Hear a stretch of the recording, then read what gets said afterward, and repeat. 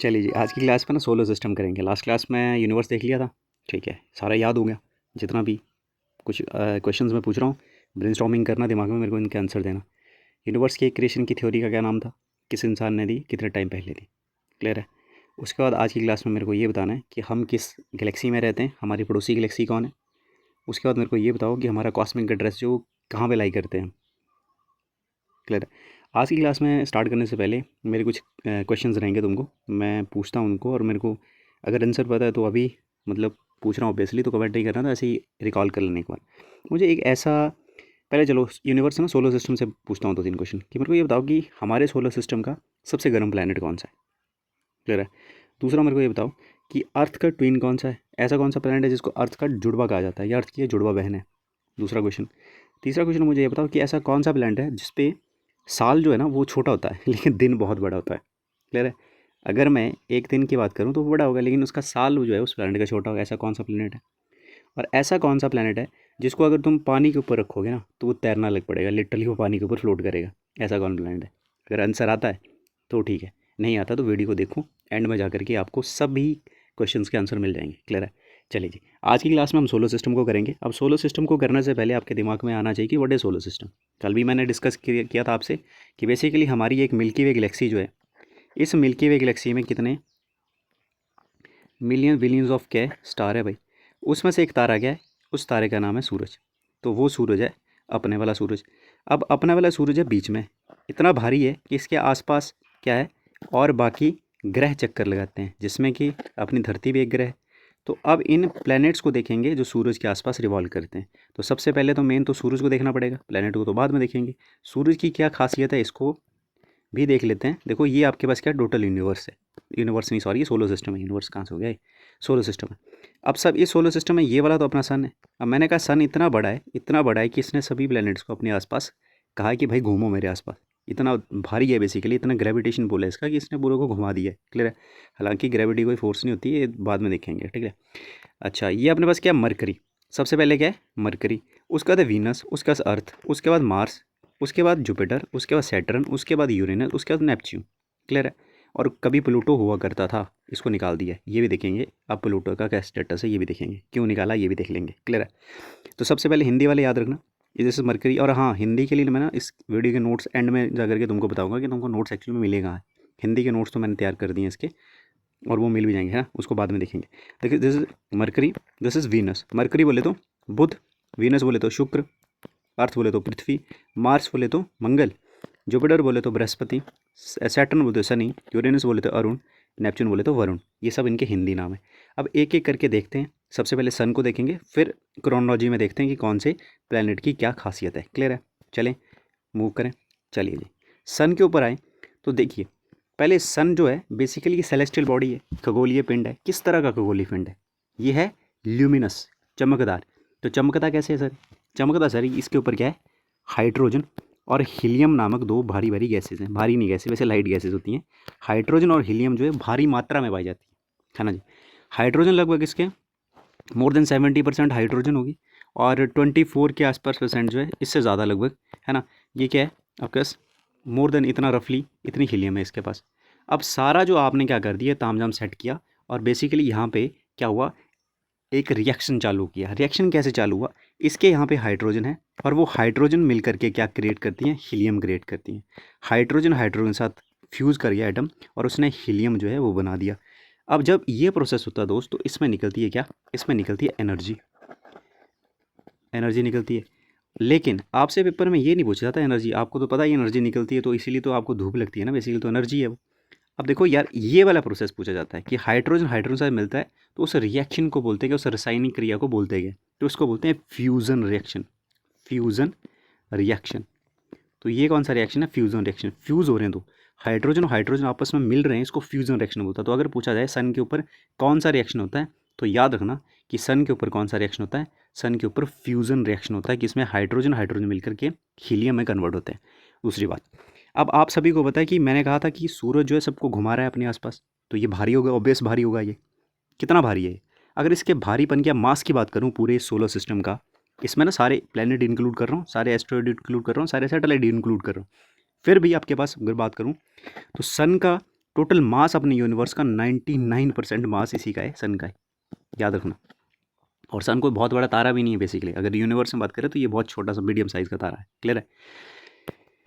अच्छा जी, 99% मास इसके पास है, ये भी याद रखना है।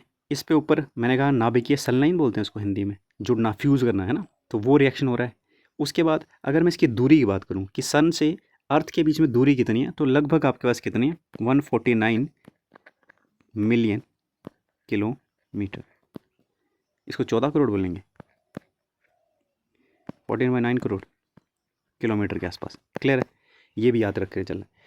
अब जब धरती से सूरज के बीच में दूरी की बात करें तो इसको बोलते हैं एस्ट्रोनॉमिकल यूनिट। क्लियर है? AU बोलते हैं इसको। तो 1 AU is equal to this much, ये डिस्टेंस की यूनिट है। और डिस्टेंस की यूनिट एक और है, क्या? Light year. लाइट ईयर, ये भी याद रखना, क्योंकि अंतरिक्ष में तुम जब चलते हो तो आप किलोमीटर में दूरी नहीं नापते हो, मीटर में थोड़ी नापोगे, है ना, क्योंकि आपको पता है यूनिवर्स बहुत बड़ा है। तो आप क्या करते हो, आप यूनिट मेजर करते हो लाइट ईयर। मतलब एक साल में निर्वात में, निर्वात बोले तो वैक्यूम में जितनी लाइट चलेगी उस डिस्टेंस को क्या बोलते हैं, लाइट ईयर। तो light year is a unit of distance. ये पेपर में बहुत बार आता है, इसको ध्यान देना तुम कि लाइट ईयर किसकी यूनिट है, डिस्टेंस की। एस्ट्रोनॉमिकल यूनिट क्या है, it is a distance between sun and Earth. Clear है? That is around this much kilometre. याद है? हो गया याद? अब जब धरती से बेसिकली सूरज से लाइट आती है, उस लाइट को धरती पे पहुंचने के लिए कुछ टाइम लगता होगा, है ना। वो टाइम कितना लगता है, कितना टाइम लगता है मेरे को बताओगे? उसको टाइम लगता है कितना दोस्त, 8 मिनट और 20 सेकेंड। याद रखना, धरती से न सॉरी सूरज से लाइट जब धरती की ओर ट्रैवल करती है तो इस लाइट को धरती पे पहुंचने के लिए कितना टाइम लगता है, 8 मिनट और 20 सेकेंड। तो मान लीजिए अगर सूरज खत्म हो जाता है, ऑब्वियसली ना, खत्म वैसे तो हो जाएगा, तब सब कुछ खत्म हो जाएगा, पर फिर भी हाइपोथेटिकली मान के चल रहे हैं कि मान लो सूरज खत्म हो गया, तो तुमको धरती पर कितने टाइम बाद पता लगेगा, 8 मिनट 20 सेकेंड बाद पता लगेगा कि सूरज में लाइट खत्म हो गई, क्योंकि इतना टाइम जो है वो लाइट को ट्रैवल करने में लगता है अर्थ पे। अगर मैं धरती पे, इसका मतलब ये हुआ कि अगर मैं धरती पे बैठ करके सूरज को ऑब्जर्व करूँ तो मैं हमेशा सूरज का पास्ट देखूंगा। समझिए मेरी बात को, कि हम सूरज का प्रेजेंट नहीं देख पा रहे हैं, क्योंकि 8 मिनट तो लाइट, बेसिकली लाइट आ रही है, उसको हम ऑब्जर्व कर रहे हैं, तभी सूरज दिख रहा है। लेकिन जो सूरज से जो अभी हमको लाइट दिख रही है प्रेजेंटली, वो सूरज से 8 मिनट पहले जल चुकी थी। अब क्लियर है? तो हमेशा आप क्या देखोगे, सूरज का पास्ट देखोगे, है ना जी। ये भी पता है तुमको? ओके। 8 minute 20 second. उसके बाद क्या बताया, नाभिकीय संलयन, है ना, फ्यूजन रिएक्शन, हिंदी में चेक कर लेना, संलयन बोलते हैं इसको, क्या बोलते हैं, फ्यूजन रिएक्शन होता है, न्यूक्लियर फ्यूजन रिएक्शन। और अपने पास ये क्या हो गया, 8 मिनट 20 सेकेंड, 99% मास इसका है। एस्ट्रोनॉमिकल यूनिट जो है वो it is a distance between Earth and sun. और लाइट ईयर भी एक यूनिट है, किसकी, डिस्टेंस को, दूरी की मापने की इकाई है। इसको बोलते हैं प्रकाश में, सॉरी निर्वात में प्रकाश की चाल कितनी है, एक साल में कितना ट्रैवल करेगा लाइट। और लाइट की स्पीड कितनी होती है, 3 × 10⁸ मीटर पर सेकेंड, यही होती है ना लाइट की स्पीड, है ना। अच्छा जी, क्लियर है इतना सा। और लाइट को इतना यहाँ पहुँचने में इतना टाइम लगता है, 8 मिनट और 20 सेकेंड, 3 लाख किलोमीटर एक सेकेंड में अप्रॉक्सीमेट। क्लियर है? इसके अलावा तो सूरज से शायद ही कुछ आए। हाँ, अब सूरज के ऊपर ना कुछ लेयर्स हैं। अब तुमको पता है सूरज का भी वातावरण एटमॉस्फेयर है, इसको ध्यान से देखना इस फोटो की, यहाँ से क्वेश्चन आते हैं।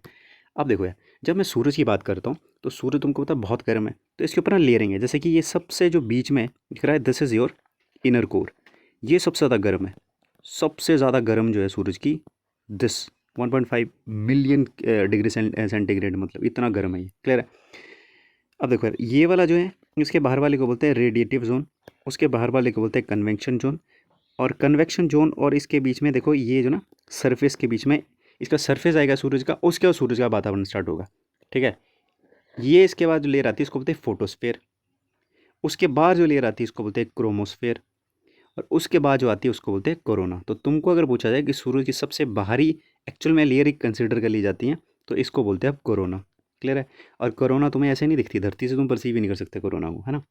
तुम्हें कोरोना कब दिखेगी, जब आपके पास क्या होगा, सोलर एक्लिप्स, मतलब सूर्य ग्रहण होगा, उस दिन ही तुम इसको देख पा सकते हो कोरोना को। Otherwise corona is not visible from the earth.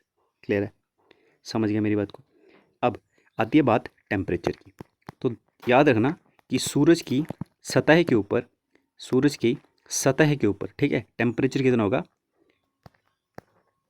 5500 degree Celsius. 5500 degree Celsius क्या है, is a temperature on the surface of sun. इतना ज़्यादा टेम्परेचर है। कोर का टेम्परेचर और भी ज़्यादा है। और देखो ना, ये जो आपका बेसिकली एक कलर होता है ना, ये भी इंडिकेट करता है कि बेसिकली आपका कि कोई पदार्थ हो कितना गर्म है या कितनी अच्छी तरह से बर्न हो रहा है ना।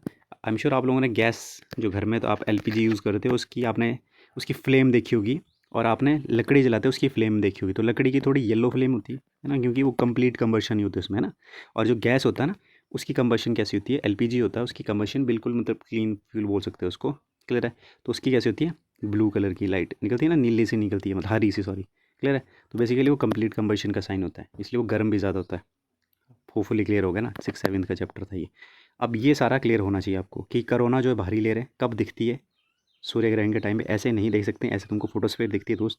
उसके बाद अगर बात करें आपके पास सारा बता दिया वैसे सूरज के बारे में, ठीक है। इससे ज़्यादा 10 मिनट हो गया ऑलरेडी, सूरज के बारे में डिस्कस करती हूँ। अगला प्लैनेट आपके पास मरकरी आ गया। अब जब मरकरी की बात करते हैं तो सूरज से दूरी में पहला, मतलब सबसे नज़दीक कौन सा, ये मरकरी। अब तुमको चांद की तरह दिख रहा है, बाई के ऊपर बहुत गड्ढे हैं चांद की तरह, क्लियर है। मरकरी के ऊपर बहुत गड्ढे हैं लाइक चांद, चांद की तरह दिखता है। इसकी खासियत क्या है दोस्त, मैंने कहा यहाँ पे सूरज है तो ये पहला है, ऐसे करके पहला है, तो सूरज के साथ चक्कर भी लगाएगा, ऐसे करके घूमेगा। तो ये सूरज में रोटेट करने में, सॉरी, सूरज के आसपास घूमने, उसको रिवॉल्व करना बोलते हैं। उस घूर्णन परिक्रमा बोलेंगे ना, सूरज की परिक्रमा करने में ये सबसे कम टाइम लगाता है, कितने, 88 डेज, याद रखना इसको। सबसे सूरज के सबसे पास में ये, क्लियर है। अब देखो यार, आपसे प्रश्न पूछा था सैटेलाइट के बारे में। सैटेलाइट क्या होता है, बेसिकली मान लो ये आपके पास क्या है, एक प्लेनेट है। अब इस प्लेनेट के आसपास भी कोई चीज़ चक्कर लगाएगी, कंपेनियन इसका, क्लियर। जैसे धरती के आसपास चक्कर लगाता है मून, धरती का चांद, वैसे ही अगर पूछा जाए कि क्या मरकरी का कोई चांद है, तो याद रखना मरकरी के पास नो सैटेलाइट, मरकरी के पास कोई भी सैटेलाइट नहीं है। मरकरी 88 डेज़ में एक चक्कर लगा लेता है, और सबसे पास में, क्योंकि सबसे पास में तो इसकी इलिप्टिकल ऐसे ऑर्बिट भी सबसे छोटी है, और जल्दी जल्दी से चक्कर लगा लेगा ये, क्लियर है। सूरज में सबसे पास में, याद रखना इसको मरकरी को। मूव करें अगले में, चलिए। नेक्स्ट अपने पास आता है वीनस। अब वीनस के याद टाइम पे ये बात तुमने ध्यान देनी है कि वीनस सबसे गर्म ग्रह है। कैसा है ये, सबसे गर्म है। क्योंकि आपके दिमाग में आएगा कि यार इससे पहले हमने क्या पढ़ा, इससे पहले मरकरी पढ़ा, मरकरी क्लोज है तो गर्म ही मरकरी होना चाहिए, सूरज के जितना नज़दीक होगा उतना ज़्यादा गर्म होना चाहिए, लेकिन ऐसा नहीं है। क्योंकि जो आपका वीनस है दोस्त, वीनस के ऊपर ऐसा कहा जाता है कि वीनस के ऊपर CO2 गैस के क्लाउड्स हैं, कार्बन डाइऑक्साइड गैस है, और ये गर्म गैस है, क्लियर है, ट्रैप करती है हीट को। इसीलिए आपके पास जो वीनस है दोस्त, इसके ऊपर क्या है, ये सबसे hottest planet of the solar system है। तो आपसे पूछा जाए कि आपके सौरमंडल का सबसे गर्म ग्रह कौन सा है, दैट वुड बी वीनस, वो वीनस ही होगा। कारण क्लियर है, क्योंकि इसके ऊपर कार्बन डाइऑक्साइड गैस पाई जाती है और वो ट्रैप कर लेती है हीट को। उसके बाद अगला आ जाओ, it is a green house gas. उसके बाद देखो यार, ये ना तुमको सुबह भी दिख जाएगा। जब तुम वीनस को देखोगे तुमको आसमान में दिखेगा ये, किस, कब, डाउन में, सुबह जब उठोगे ना, तो इसको भोरे भोरे भोरे बोलते हैं ना, सुबह अर्ली मॉर्निंग, सूरज आने से पहले तुमको ये कहाँ दिखेगा, पूर्व में, ईस्ट में दिखेगा। तो इसको इसीलिए इसको बोलते हैं भोर का तारा, भोर का तारा। और जब तुम इनको शाम शाम को जब आपके बेसिकली सन सेट हो जाएगा तो उसके बाद भी दिखता है, चमकता हुआ ही फिर से दोबारा दिख जाएगा तुमको। तो उसके बाद इसको बोलते हैं कि ये क्या है, सांझ का तारा। तो अगर पेपर में पूछा जाए कि भोर का तारा और सांझ के तारे के रूप में किसे जाना जाता है, तो याद रखना वीनस ही वही प्लैनेट है जिसको भोर का तारा और सांझ का तारा कहा जाता है। उसके साथ साथ वीनस को अर्थ का ट्विन कहा जाता है। क्या कहा जाता है, ट्विन। ट्विन होता है क्या, ट्विन होता है जुड़वा, ट्विन होता है जुड़वा। तो Venus is called the twin of Earth, Earth का ट्विन, अर्थ का जुड़वा कहा जाता है किसको, वीनस को। एक बात ये याद रखना। उसके बाद वीनस के ऊपर और क्या बताया मैंने, हॉटेस्ट प्लैनेट चक्कर लगाता है वीनस, हाँ।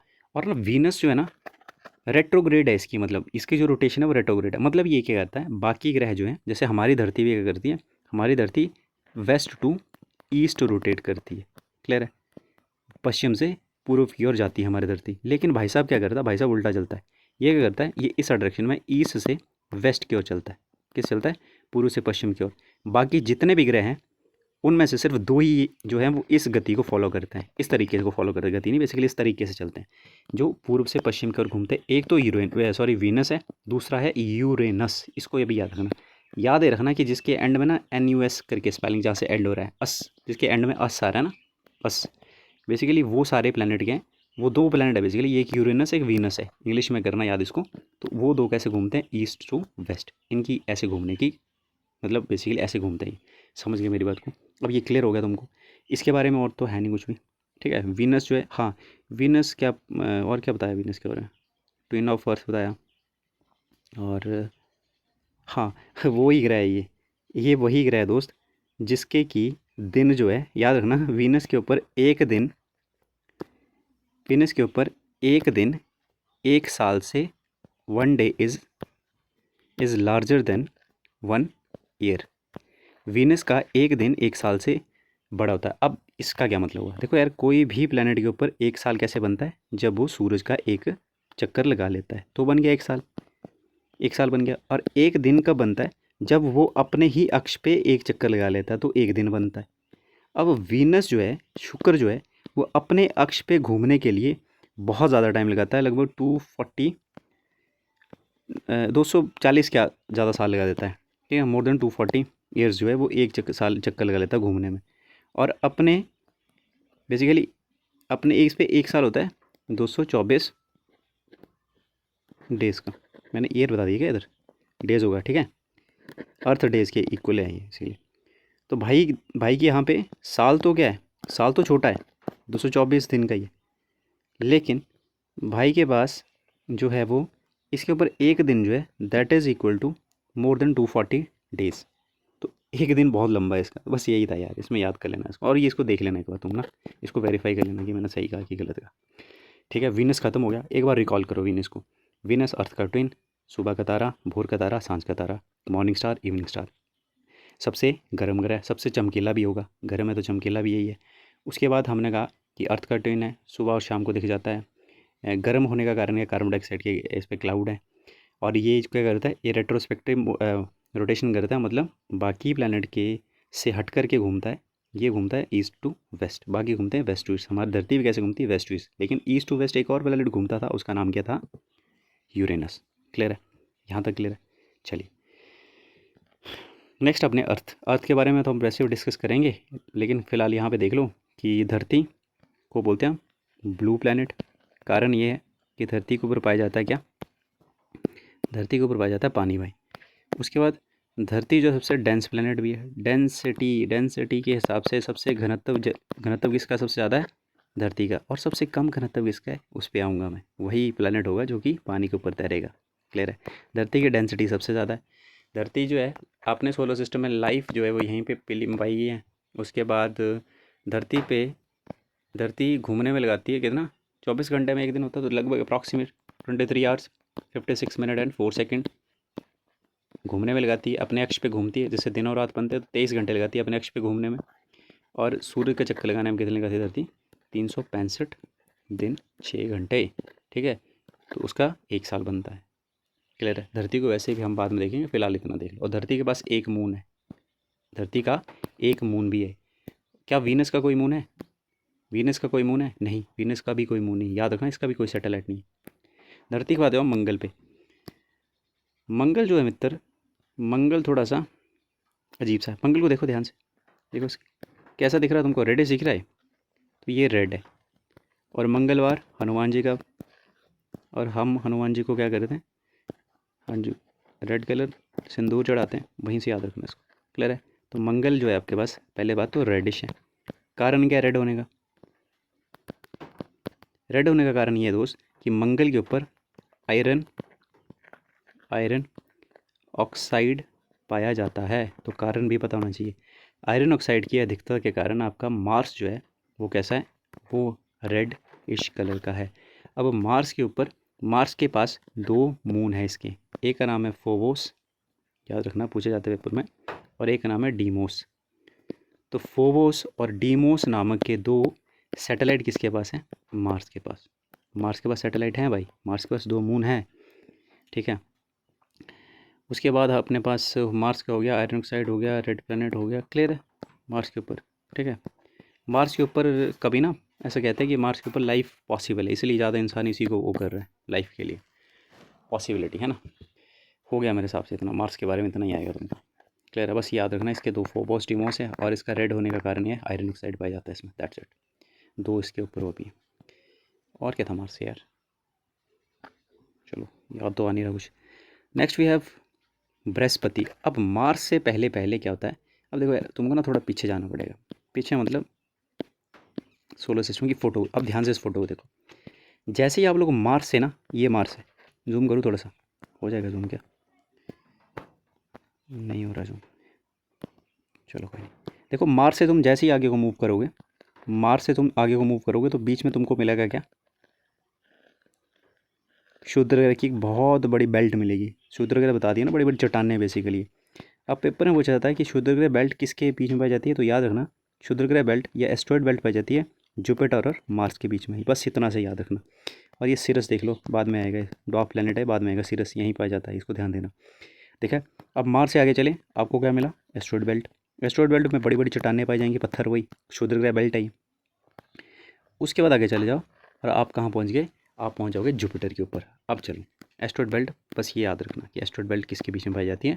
मार्स और जुपिटर के बीच में। तो मार्स से तुम आप जुपिटर की ओर जाओगे तो बीच में आपको बड़ी बड़ी चट्टानें मिलेंगी, और यही आपके पास क्या है? एस्ट्रॉयड बेल्ट है। बड़े बड़े यहाँ पे बड़ी बड़ी चट्टानें हैं। क्लियर है? एक बात ये क्लियर होगी। उसके बाद नेक्स्ट अपने पास क्या है? जब आप जुपिटर को आपने पढ़ना स्टार्ट किया तो जुपिटर से पहले जितने भी प्लेनेट थे दोस्त, जुपिटर से पहले जितने भी प्लेनेट थे उनको बोलते हैं हम स्थलीय प्लेनेट। मतलब अगर तुम चाहो ना कि आज आप लोगों को मन किया कि चलो यार ऐसा करते हैं, मार्स पे चले जाते हैं, वहाँ पे घर बनाते हैं, भाई चले जाओगे आप, लैंड भी कर लोगे, अपनी कॉलोनी भी बना लोगे। आपको लगा वीनस पे, ठीक है, कुछ ऐसा तुम्हारे दिमाग में आ गया कि वीनस पे चलना, तो चले जाओगे, वीनस पे भी लैंड कर लोगे। अगर बात चली कि आप लोगों को लगा ऐसा करते हैं यार, वीनस पे मन है, अगर थोड़ा सूरज के और पास चलते हैं, ठीक है, और ऐसा करते हैं मरकरी के ऊपर रहना स्टार्ट करेंगे, भाई चले जाओ, रह लोगे, और धरती के ऊपर तो तुम रह रहे हो। तो मतलब मरकरी, वीनस, अर्थ और मार्स, ये 3-4 प्लैनेट ऐसे हैं, इनिशियली 4 प्लैनेट, जिनके ऊपर आप जा करके लैंड कर सकते हो। जिसके ऊपर तुम लैंड करोगे उसका सरफेस होगा हार्ड। इट मीन्स इसको क्या बोलोगे? इसको आप टेरिटोरियल प्लैनेट या टेरेस्ट्रियल प्लैनेट बोलोगे। टेरेस्ट्रियल प्लैनेट बोलोगे, क्लियर? स्थलीय, जिनके ऊपर हार्ड सरफेस है। जैसे तुम मार्स से, बुध से आगे जाओगे, सॉरी मंगल से आगे जाओगे, तो आप पहुंचोगे जुपिटर के। अब जुपिटर से आगे जितने भी प्लेनेट होंगे साइज़ में तो बहुत बड़े होंगे ये। जुपिटर आ गया, इसके बाद सनी आएगा, सैटर्न, फिर यूरेनस आएगा, नेपच्यून आएगा। लेकिन दिक्कत है इनके साथ, क्या दिक्कत? ये दोस्त कि इनके ऊपर बहुत बड़ी गैसेज ही हैं सिर्फ। तो ये बड़े बड़ी गैस के जाइंट ही हैं, गैस ही घूमी जा रही है बस, ये क्लियर है? और अगर चाहे ना आपको कि चलते हैं यार ऐसे करते हैं, एस्ट्रॉयड बेल्ट भी क्रॉस कर लेंगे, जुपिटर के ऊपर रहते हैं, ठीक है, कोई कोई टेंशन नहीं, दूर जाकर रहेंगे, भाई लैंड ही नहीं कर पाओगे, स्थल ही नहीं ढूंढ पाओगे। क्लियर है? क्योंकि बड़े बड़े गैस जाइंट हैं ये सारे। क्लियर है? इसलिए तो बड़े भी हैं। अब आपको पता है कि गैस जो होती है वो बाहर की तरफ फैलती है, इसलिए गैस जो है वो ऐसे को ऐसे ऐसे करके, ये गैसिस प्लानट है। क्लियर है? क्या बता रहा था मैं कि अगर तुमसे कोई पूछे, ऐसे करते हैं, येलो से करते हैं, अगर तुमसे कोई पूछे कि सबसे बड़ा प्लानट कौन सा? जुपिटर। तो सोलर सिस्टम का लार्जेस्ट प्लैनेट कौन सा है? एलपी लिख रहा हूँ, लार्जेस्ट प्लैनेट, सबसे बड़ा प्लैनेट बृहस्पति या फिर जुपिटर। अब कुछ लोग बोलते हैं कि जुपिटर जो था ना बेसिकली सन बनने की उसमें ही था, ये रास्ते में ही था, लेकिन भाई इतना बड़ा नहीं था कि सूरज बन पाए। क्लियर है? लेकिन ये सन बन सकता था, इसमें था पोटेंशियल। थोड़ा सा साइज़ बड़ा होता है, इसमें मास होता है ना, तो इसके ऊपर भी वो रिएक्शन स्टार्ट हो जाना था।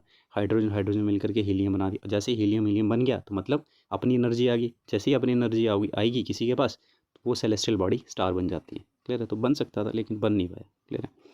तो आपने भी कोशिश करनी है कि मेहनत करनी है। क्लियर है? जो बन रहे हैं वो बन जाए, नहीं तो भाई की तरह घूमते रहोगे सूरज के आसपास। फिर Jupiter is a largest planet of solar system. उसके बाद जुपिटर क्या है? मैंने कहा गैस जाइंट है, ये गैसियस प्लैनेट है। जुपिटर के बारे में और क्या जानते हो, और क्या हो सकता है? हाँ, जुपिटर क्या करता है दोस्त, ये सबसे जल्दी, इस पर सबसे छोटा दिन होता है बेसिकली पूरे सोलर सिस्टम में। 10 घंटे में ही ये अपना एक चक्कर लगा लेता है। 10 घंटे अप्रॉक्सीमेट, वैसे 9 आवर्स लगाते हैं, और आई थिंक 56 मिनट लगाता है ये एक चक्कर लगाने में, अपने ही अक्ष में ऐसे घूमने में। और अपने अक्ष में घूमने से बनते हैं दिन और रात।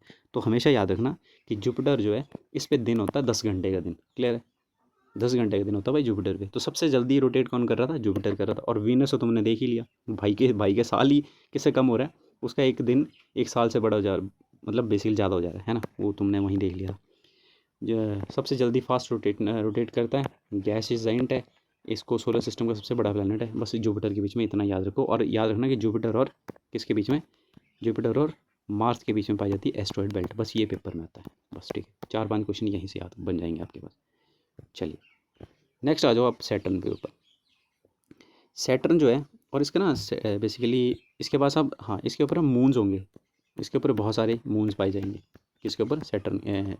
गैनीमेड जो है, गैनीमेड वो इसका क्या है, एक मून है, और वो पूरे सोलर सिस्टम का सबसे बड़ा मून है। गैनीमेड इतना बड़ा है दोस्त कि ये मेरे को लगता है कि मरकरी से भी बड़ा है, मतलब बुध से भी बड़ा है ये गैनीमेड ना। इसका मून है वो, इसका मतलब जैसे हमारा मून है ना, वैसे ही इसका सैटेलाइट है वो गैनीमेड। और गैनीमेड मैंने कहा साइज़ में इतना बड़ा है कि वो बुध से भी बड़ा है। क्लियर है? लेकिन बस ये है कि गैनीमेड भाई, अगर बुध अपनी इसकी ऑर्बिट होती खुद की ना, अपनी ऑर्बिट होती, तो ये भी क्या, गैनीमेड भी क्या होता है, एक स्टार होता, नहीं सॉरी प्लैनेट होता। लेकिन ये क्या कर रहा है, ये बेचारा इसके इसके आसपास घूमी जा रहा है। किसके आसपास? बृहस्पति के। इसलिए बड़ा होने के बावजूद भी ये क्या है, सैटेलाइट है। क्लियर है भाई? समझ गए? समझ गए नहीं समझे? ठीक है, चलिए अगला चलते हैं। नेक्स्ट अपने सैटर्न। सैटर्न पहली बात तो सैटर्न भाई के पास रिंग्स है, रिंग्स हैं इसके पास, आसपास दिख रहा है। और सैटर्न के पास सबसे ज़्यादा नंबर ऑफ क्या है, सैटेलाइट्स हैं। सबसे ज़्यादा किसके पास सैटेलाइट है? सैटर्न के पास। और ये हाल ही में हुई 274, अभी रिसेंटली है, कुछ एक दो महीने में हुए हैं। क्लियर है? डिस्कवर, अब देखो ना, डिस्कवर करते रहते हो यार आप। अभी सैटर्न इंक्रीज हो गया, पहले आपके पास, पहले आपने शायद आपने इसका जुपिटर का भी पढ़ा हो, लेकिन सैटर्न का हाल ही में क्या हुआ, इंक्रीज़ हुआ। तो सैटर्न का याद रखना, छल्ले पाए जाते हैं।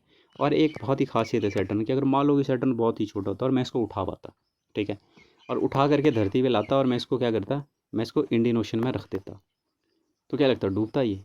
नहीं भाई, ये पानी के ऊपर तैरता, मतलब बेसिकली ना, अगर इसको पानी के ऊपर ला करके रख दें आप, तो ये फ्लोट करना स्टार्ट कर, इट मीन्स इसका मतलब ये हुआ कि इसकी डेंसिटी बहुत कम है, लीस्ट डेंस, मतलब इसका घनत्व इतना कम है कि अगर इसको तुम ला करके पानी के ऊपर रख दो, तो ये पानी के ऊपर तैरना स्टार्ट कर देगा, फ्लोट करना स्टार्ट कर देगा।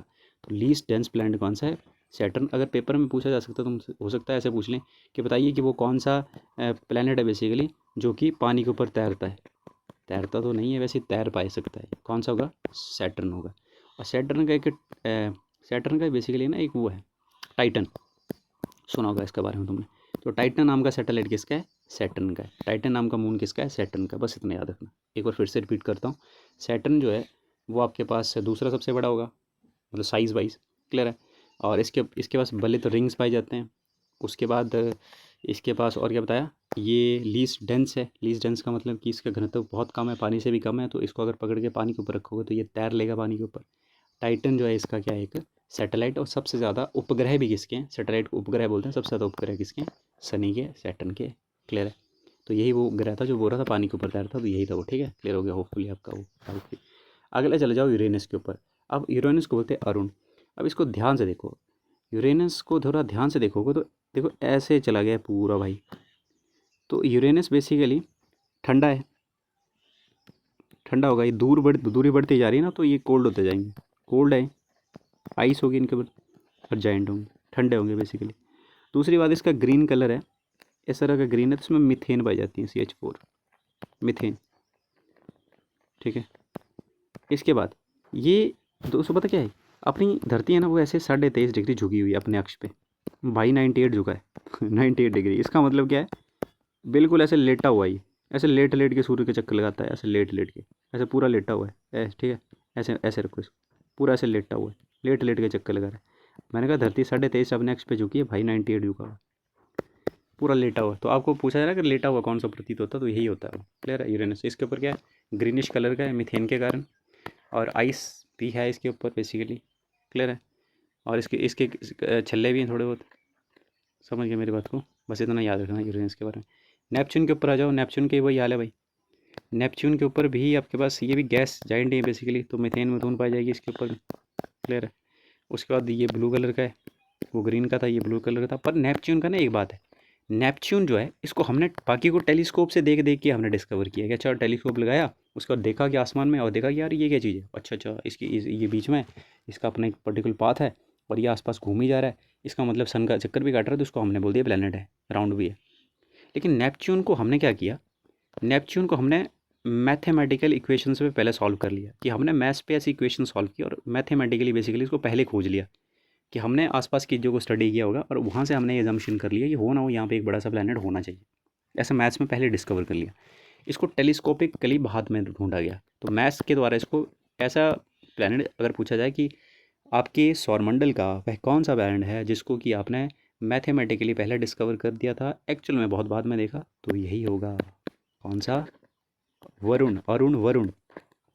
हाँ यार, यूरेनस मैं तुमको बताना भूल गया, मैं बताना ये भूल गया कि यही वो है जो कि वीनस की तरह है ना, जैसे वीनस घूम रहा था ना, कहाँ चला गया भाई तू, जैसे वीनस घूम रहा था कहाँ से, ईस्ट से वेस्ट की ओर, ये भाई भी ऐसे घूमता है, ईस्ट से वेस्ट की ओर ऐसे, ठीक है, ईस्ट से वेस्ट की ओर घूमता है, तो क्लॉकवाइज घूमेगा ना ये। हाँ, ये क्लॉकवाइज रोटेशन हुई ना ऐसे गिरे। हाँ, तो ये क्लॉकवाइज घूमते हैं। अगर तुमको क्लॉकवाइज पूछा है ना तब भी याद रखना, क्लॉकवाइज कौन घूमता है, यूरेनस और कौन सा, वीनस, जिनके एंड में अस है या नस नस है, क्लियर है, वो घूमते हैं ऐसे क्लॉकवाइज। और एंटी एंटी क्लॉकवाइज बाकी जो बच गए, अपनी धरती भी एंटी क्लॉकवाइज। इसको जब धरती पढ़ेंगे तो और बता दूंगा, पर याद रखना। अगला गया नेपच्यून। नेपच्यून के बारे में बता दी कि मैथमेटिकली डिस्कवर हुआ था, मिथेन पाई जाती हैं बेसिकली। ये भी ठंडा जाइंट, आइस जाइंट है, दूर है, सबसे बड़ा ठंडा होगा और सबसे लंबा टाइम लगाएगा ना। बस बेसिकली अब ये यहाँ पे है, सूरज यहाँ पे है, बाकी तो पास पास में थे जो जल्दी चक्कर लगा रहे थे, भाई साहब बहुत दूर हैं, तो भाई साहब चक्कर भी लगाएंगे लगभग 262 से 264 साल होते हैं शायद इसके, 264 ईयर्स लगाता है धरती के साल एक चक्कर लगाने में। तो यहाँ पे एक साल कितना हुआ, 264 साल का धरती। लो भाई, दूर होने के कारण ठंडा होगा, आइस जैंट भी कहते हैं इसको। अब ये सारे हो गए प्लैनेट। अब इन सब प्लैनेट की कहानी इस तरह से थी दोस्तों कि ये प्लैनेट सूरज का चक्कर लगाते थे, पहली बात। दूसरी बात, ये गोल होने चाहिए, ये गोल थे। तीसरी बात, इनके पास कुछ अपने मून्स थे, भाई मून्स थे इनके पास। चौथी बात, ये एक पर्टिकुलर एलिप्टिकल इनका रास्ता था, बेसिकली सूरज के आसपास चक्कर लगाएंगे तो इनका अपना रास्ता था। अब जितने भी आपने प्लैनेट देखे, पहली बात राउंड राउंड शेप के, अपना एक रास्ता होना चाहिए सूरज के आसपास चक्कर लगाने में, किसी दूसरे के रास्ते में नहीं आने चाहिए, ठीक है, ये प्लेनेट बनने के लिए। और इतना ग्रेविटेशन पुल होना चाहिए कि अपने एरिया का दादा होना चाहिए बेसिकली, है ना। जैसे धरती है, धरती जो है वो अपने इस इतने से हिस्से का क्या है, डॉन समझ लो उसका ना, इतना भार है कि वो मून को घुमाई जा रहा है। तो याद रखना कि प्लेनेट बनने के लिए आपको कुछ एक चीज़ों की ज़रूरत पड़ती है। बहुत भारी होना चाहिए आप, राउंड शेप के होने चाहिए आप, सूर्य का चक्कर का लगाना चाहिए आप, ठीक है जी। चक्कर कैसे लगाओगे, एक बढ़िया साफ़ सुथरा रास्ता होना चाहिए, खुद का अपना पर्सनली रास्ता होना चाहिए आपके पास, एलिप्टिकल ऑर्बिट होनी चाहिए बढ़िया सी। और ऐसा नहीं कि ऑर्बिट किसी और के ऑर्बिट में घुस जाओ तुम थोड़े टाइम बाद, ऐसा नहीं करना है, तब तुम प्लैनेट कहलाते हो। अगर तुमने इनमें से कोई भी एक कंडीशन फुलफिल नहीं की तो आप प्लैनेट नहीं कहलाओगे। और ये भारी पड़ गया किस पे, ये भारी पड़ गया भाई प्लूटो पे। भाई प्लूटो 2006 से पहले क्या हुआ करते थे, 2006 से पहले ये क्या थे, ये ग्रह थे। नौ ग्रह अभी भी पूछते हैं ना हम, ठीक है। तो भाई प्लूटो 9 ग्रह में से हुआ करते थे प्लूटो भाई। प्लूटो भाई क्या करते थे, ये घूमते तो थे, गोल भी थे, घूमते भी थे, चलो थोड़ा बहुत दबदबा भी था, लेकिन क्या करते थे, दूसरे की रास्ते में घुस जाते थे। तो इसलिए हमने क्या किया, प्लूटो को किस कैटेगरी से, प्लैनेट की कैटेगरी से बाहर निकाला।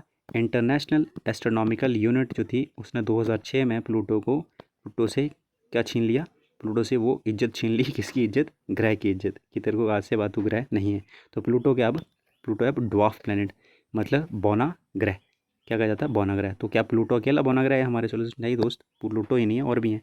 जैसे कि सिरस बताया था तुमको, याद करो कहाँ पे देखा था सिरस को, कहाँ पे था सिरस, एरिस, मेक और नेक्स्ट लास्ट में अपने पास अपना भाई प्लूटो। तो ये सारे क्या हैं, ये ड्वार्फ प्लैनेट है, प्लैनेट नहीं है लेकिन प्लैनेट की भांति है, तो ड्वार्फ बौने ग्रह कहा जाता है इनको, ठीक है। तो प्लूटो इज़ नाउ, प्लूटो का नाम क्या पता, 134340, ये नाम दिया गया प्लूटो को 134340, ठीक है। तो बेसिकली पत्थर ही कंसिडर करो अब इसको, ये ड्वार्फ प्लैनेट है बेसिकली, क्लियर है। तो याद रखना ये सारे ड्वार्फ प्लैनेट है। और प्लैनेट में क्या डिफरेंस है, क्योंकि इनके पास अपनी खुद का रास्ता भी नहीं है। दिस इट, शुक्रिया। एक बार रिवाइज़ करना चीज़ों को, जो भी मैंने बताया इसमें तो मैंने बहुत कम चीज़ें लिखी हैं। आप ऐसा करो, इस वीडियो के डिस्क्रिप्शन में टेलीग्राम का लिंक होगा, अगर यहाँ तक आपने वीडियो को देखी तो पहली बात तो शुक्रिया, बहुत बहुत थैंक यू आपका। और इसका मतलब है कि आप सीरियस हैं। और अब आपको क्या है, इसका रिवॉर्ड दिया जाएगा, आप लोग इसके लिंक में जाना, और बेसिकली मैं वहाँ पे इसकी फ़ाइल ना, ये इस जितना भी मैंने बताया उसको मैंने एक पॉइंट फॉर्मेट में PDF के रूप में वहाँ पे अपलोड कर दिया, तो वहाँ से डाउनलोड कर लीजिएगा। और अगर लगे आपको कि आपको चैनल सब्सक्राइब करना तो कर दीजिए, और टेलीग्राम को ज्वाइन कर लेना बेसिकली, है ना, PDF के लिए। Thank you so much for watching, see you in the next video.